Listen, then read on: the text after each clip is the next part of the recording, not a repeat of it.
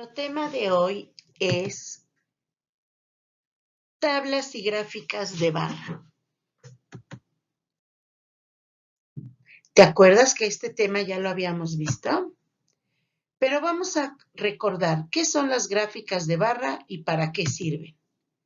Una gráfica de barra es una forma de resumir un conjunto de datos por categorías. Muestra los datos usando varias barras de la misma anchura, cada una de las cuales representa una categoría o resultado. La altura de cada barra es proporcional a los datos que se obtienen. Y aquí tenemos un ejemplo. Se trata, después de haber hecho una investigación, qué clase de mascotas tienes o te gustan. Y aquí tenemos, primera respuesta, que 8 personas optaron por el perro, 5 personas por los gatos, 2 personas por las aves, 3 personas peces, 4 personas los roedores, como los hámster, y 1 persona por reptil, como la tortuga. Bien, entonces en esta gráfica podemos observar qué animal es el que más les agrada a las personas, cuál el que menos, y si hay una diferencia entre el del más y menos de cuánto es, y cuáles opciones están en término regular. Bueno. Ahora, ¿cómo se elaboran? Se elaboran con los resultados de un trabajo de investigación. Los resultados se concentran en una tabla informativa para poder ser consultados. Con dichos resultados se elabora una gráfica con la que se interpretarán los resultados de la investigación, todos los que arrojen. Aquí tenemos una tabla con datos, una tabla informática, en donde están los meses del año y las ventas que se obtuvieron, ¿sí?, de un lugar. Y tenemos, en la gráfica se puede observar de enero a diciembre y las ventas de cada mes. Esto que nos dio la gráfica se tomó de la tabla informática que está a un lado. Entonces podemos observar qué meses en donde hubo mayor ventas, mayor cantidad de ventas fue en marzo, mes donde hubo menos ventas, que fue febrero, meses que están entre las mismas ventas, y después podríamos hacer una diferencia entre el mes que vendió más, o sea, marzo, y el mes que vendió menos, o sea, febrero. Ahí podríamos hacer una resta para saber la diferencia en ventas. ¿Sí? Bueno, a que saques tu libro de matemáticas y lo abras en la página 114, en donde vamos a poner en práctica lo que ahorita se repasó. Bien, el título es Los habitantes de México. Y la actividad nos dice que en la tabla se representa el número de habitantes que tenían las entidades federativas de nuestro país según el censo del 2010, aplicado por el Instituto Nacional de Estadística y Geografía, o sea, el INEGI. Y con base en esta información van a contestar las preguntas que se les realiza en la siguiente página. Bien, podemos observar en las tablas que están los nombres de las entidades federativas, o sea, de los estados que forman nuestro país, y la población hasta el 2010. Por ejemplo, en Aguascalientes, en el 2010 había una población de 1.184.996 personas. Luego, en Baja California, en el 2010, había una población de 3.155.070 personas. Ya viste que ahí hay una gran diferencia de entre 1 millón y 3 millones. Bien, vamos a localizar nuestro estado, que es nuestra entidad federativa, Puebla. ¿Sí? ¿Ya lo encontraste?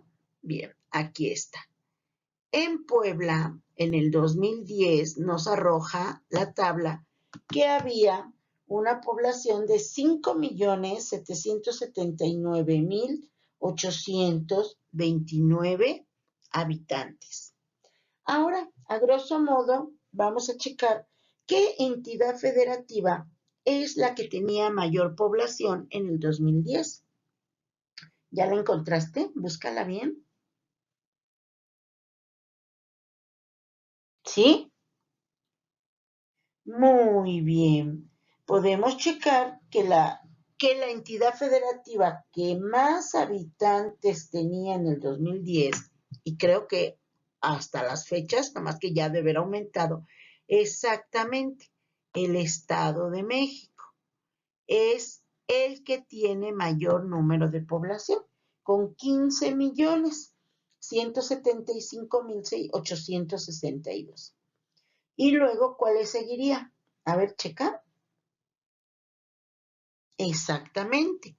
Le acertaste, el Distrito Federal. Es el que le continuaba con 8.851.080 personas. Bueno, pues vamos a pasar ahora a la página de las preguntas, página 115, donde nos están pidiendo ¿qué estado de la República Mexicana tiene el mayor número de habitantes? Ya lo localizamos. ¿Cuál es la cantidad con menor número de habitantes? La tienes que buscar en la tabla. ¿Qué entidad federativa es el que tiene menos habitantes? ¿Cuál es la entidad con mayor número de habitantes? Ya. ¿Sí? Con mayor y menor. Ahora, C. Si se suma por una parte la población de las entidades que se encuentran en las fronteras del norte, ya sabes quiénes son los de las fronteras del norte, todos los estados que colindan con Estados Unidos. Y los de la frontera del sur, o sea, los que colindan con Belice y Guatemala. ¿Cuál reuniría más habitantes? Tienes que hacer ahí la operación. Luego, y poner cuáles son, si los del norte o los del sur. Busquen la entidad en la que vives, ya la localizamos, y anota el número de habitantes que se reportó en el censo del 2010. ¿Y cuáles son las entidades que tienen menos de 1 millón de habitantes? Tienes que checar una por una para ver quiénes son los que tienen menos de 1 millón y anotar el nombre de las entidades federativas. Acuérdate que son nombres propios y lo debes de hacer con mayúscula. Bien, ahora a la página 116, en donde continúa la información por medio de una gráfica. Vamos a leer la información. Dice, la esperanza de vida es el número de años que en promedio se espera que viva una persona. Después de nacer, una esperanza de vida alta indica un menor desarrollo económico y social en la población. La gráfica muestra la esperanza de vida en México en diferentes años, ¿sí? Y viene de 1930 al 2010 y mira cómo va aumentando.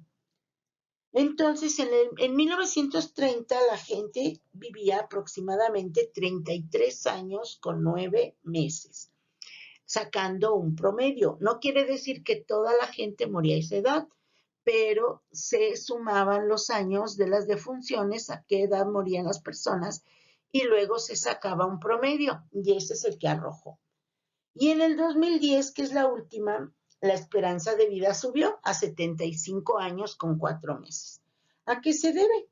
Tal vez a que en 1930 no estaba la ciencia tan avanzada, no había medicamentos que curaran ciertas enfermedades, a lo mejor no había estudios como ahora, estudios que hacen para prevenir o poder atacar males. No había cirugías tan avanzadas, muchos factores son los que influyen para que ahora la gente viva más que hace muchos años. Bien, de acuerdo a esta información vamos a contestar las preguntas. A. ¿Cuál es la esperanza de vida en 1930? Búscala y la tienes en la gráfica. ¿Cuántos años en promedio puede vivir su generación? Tienes que escribir cuántos años y meses. ¿Cuántos años ha aumentado la esperanza de vida de 1950 al 2010? Ahí hay una diferencia. Acuérdate qué operación podemos hacer para sacar la diferencia, para saber cuánto queda o cuánto es. D. ¿Crees que el tipo de alimentación influya para que la esperanza de vida haya aumentado tanto en las últimas décadas? ¿Tú crees que tenga que ver algo la alimentación para que la gente ahora viva más? Contesta, sí, ¿por qué o no por qué? Y última, ¿qué aspectos consideran que puede influir para que la esperanza de vida aumente ahora? Hace rato te los comenté, ¿sí? Bueno, después de que contestes tu página, continuamos. Página 117 y 118. El tema es cuida tu alimentación. Este tema lo vimos al inicio del curso escolar en la materia de ciencias naturales. Vamos a ver lo que nos está pidiendo en este momento. Dice, en la siguiente tabla se registran los problemas de sobrepeso en la escuela Netzahualcóyotl y en la gráfica la venta semanal de algunos productos. Con base con la información de la tabla y la gráfica, vas a contestar lo siguiente en forma individual. Y dice, primer grado tiene 35 alumnos, los cuales están formados con 4 niños con sobrepeso y 5 niñas con sobrepeso. 3 niños en riesgo de sobrepeso y 3 niñas en riesgo de sobrepeso. O sea que todavía no rebasan el límite del sobrepeso. Pero hay 4 niños y 5 niñas que ya lo rebasaron. Y así sigue la gráfica arrojando la información, perdón, la tabla arrojando la información de los alumnos de segundo, tercero, cuarto, quinto y sexto de primaria. Bien, ahora la gráfica está abajo, después de la información analizada, y ahí nos arroja que, bueno, que las ventas en la cafetería son las siguientes. Frituras, ¿sí? Son consumidas por 250 alumnos. Los dulces son consumidos por más de 250 alumnos. Los refrescos los consumen alrededor entre 230 a 230 alumnos. La fruta picada, que es la más saludable, te das cuenta que la consumen menos alumnos. Está como que en un 80 de alumnos. Los tacos los consumen como 130 alumnos y el agua de frutas es consumida como por 90 alumnos, ¿sí? Ahora tenemos, ¿en qué grupo, según la tabla informativa, hay más alumnos con problemas de sobrepeso? Si en primero, segundo, tercero, cuarto, quinto o sexto. Tú tienes que checar y contestar. ¿Consideran que hay más riesgo de sobrepeso en las niñas o en los niños? Tienes que ver la comparación. ¿Cuántas niñas hay con sobrepeso en toda la primaria y cuántos niños con sobrepeso también en toda la primaria?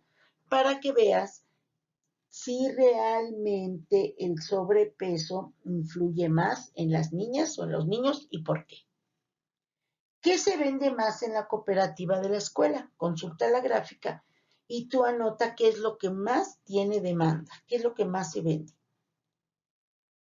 ¿Crees que haya alguna relación entre el problema de sobrepeso y lo que se consume en la cooperativa de la escuela? Checa y da tu punto de vista. ¿Por qué crees que pase eso?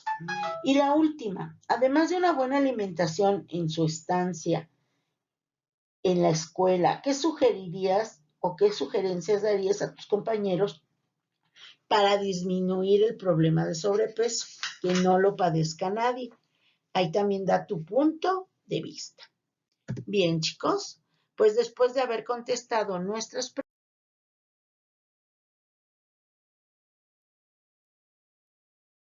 te haya sido útil esta información. Bueno, pues estamos en contacto y hasta la próxima.